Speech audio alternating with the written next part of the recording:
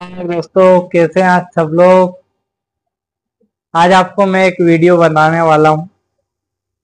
Video किस चीज पे बन रहा है उसके बारे में आपको पता होना चाहिए, और एक ये आपके लिए बहुत कॉमन जानकारी हो, जिसको बोलते हैं हम हर्पिस जोस्टर, जिसको सिफिलिस भी बोलते हैं और हिंदी में मकड़ी बोलते हैं। मकड़ी किस वजह से होती है?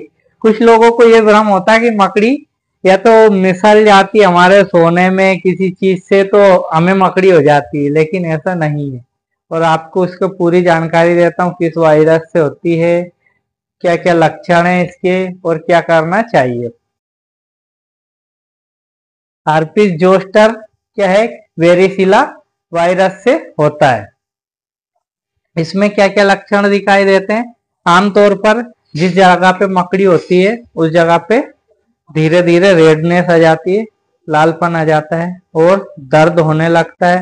दर्द होने के साथ साथ फफोले होने लगते हैं, फफोलों में पानी भरने लगता है।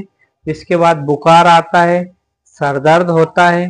सरदर्द होने के साथ में सूजन आती है। सूजन के साथ में और क्या होता है? लिम्फ नोड्स बढ़ जाते हैं, लिम्फ नोड बढ़ जाते हैं, जिसकी वजह से सूजन भी आने लगती है। ये इसके सब लक्षण होते हैं।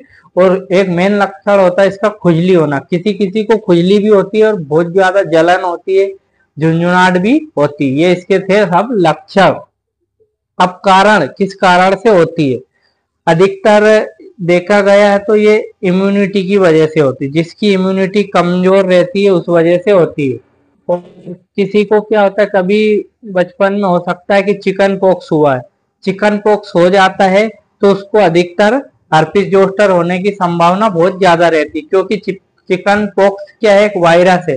और जब हमारी इम्यूनिटी कमजोर हो जाती है तो चिकन पॉक्स की वजह से फिर हमें क्या हो जाता है? हर्पिस जोस्टर होने का पूरा चांस रहता है। ये इसके मुख्य कारण थे। अब हम चलते हैं कितने समय में हर्पिस जोस्टर सही हो जाता है। लगभग देखा गया है तो हर्पिस जोस्टर को 3 महीने लगते हैं पूरा सही होने में, लेकिन ये आराम आपको आसानी से 1-2 दिन में ही मिल जाता है। और जैसे आपको कब पता लगेगा कि हर्पिस जोस्टर है, तो आपको 2 या 3 दिन में इसके लक्षण दिखाई देते हैं। अब आते हैं हम इसके इलाज के लिए। इलाज के लिए क्या, इसमें दर्द भी होता है तो इसमें दर्द निवारक दवाइयाँ भी दी जाती है, गोली टेबलेट दी जाती है और इंजेक्शन भी दी जाती है। और खुजली के लिए क्या है, कोई सा भी लोशन का इस्तेमाल किया जाता है। वैसे तो अधिकतर वो ऑइंटमेंट का इस्तेमाल किया जाता है, साइक्लोविर ऑइंटमेंट आता है इसका।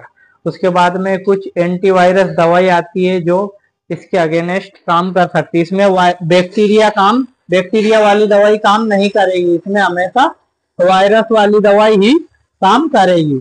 उसके बाद में फीवर के लिए भी दवाई दी जाती है। और इसमें जैसे घरेलू उपचार क्या कर सकते हैं हम? इसमें गीली सिकाई कर सकते हैं हम, और उसके बाद में खुजली हो उस जगह पे लोशन लगा सकते हैं।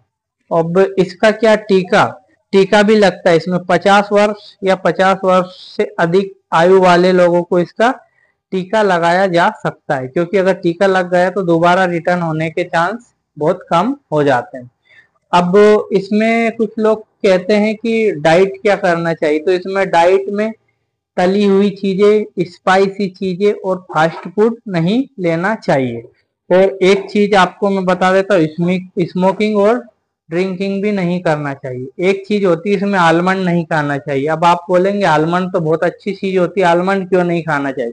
आलमंड में क्या होता है, एक वो रहता है, पदार्थ रहता है, एसिड रहता है, जिसको बोलते हैं हम आर्जिनिन एसिड। ये क्या करता है, आर्जिनिन एसिड जब बढ़ जाता है तो हमारी बॉडी में क्या होती है, ईचिंग होने लगती है, खुजली होने लगती है। इसलिए जोस्टर में या कोई भी स्किन का इन्फेक्शन हो जाता है, खुजली होने लगती है, उस जगह उस टाइम पे हमें बादाम खाने की सलाह नहीं दी जाती, इसलिए बादाम को नहीं खाना चाहिए। कुछ लोग कहते हैं कि मकड़ी क्या मंत्र तंत्र से, झाड़ फूक से सही हो सकती है क्या? अभी तक तो वैज्ञानिक के उसमें इसका प्रमाण तो नहीं है, लेकिन हो सकता हो जाती हो। लेकिन आपको अधिकतर आपके मेडिकल या डॉक्टर से ही सलाह लेना चाहिए, क्योंकि ये बीमारी बढ़ जाती है तो फिर आपको दिक्कत हो सकती है, लंबे समय तक ट्रीटमेंट लेना पड़ सकता है। इसलिए आप चिकित्सक को तुरंत संपर्क करें, है ना। धन्यवाद एंड सब्सक्राइब बेल आइकन को प्रेस करना ना भूलें।